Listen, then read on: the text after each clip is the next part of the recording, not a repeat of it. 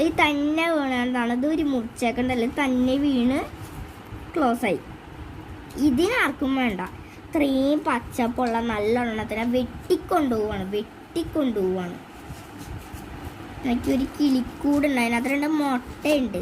അപ്പം ഈ പറവയാണെങ്കിൽ ഇതെടുക്കാൻ വേണ്ടി ഭയങ്കര സ്പീഡിൽ വരികയാണ്. എന്തുകൊണ്ട് ഇത് ചെയ്യുന്നു?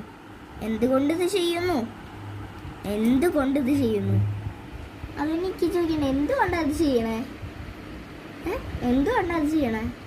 മനുഷ്യന്മാരുടെ വളർച്ചയ്ക്ക് വേണ്ടി ചെയ്യണം. ഇനി നോക്ക്, ഈ മരം എന്താ പറയണേ നോക്കിയേ.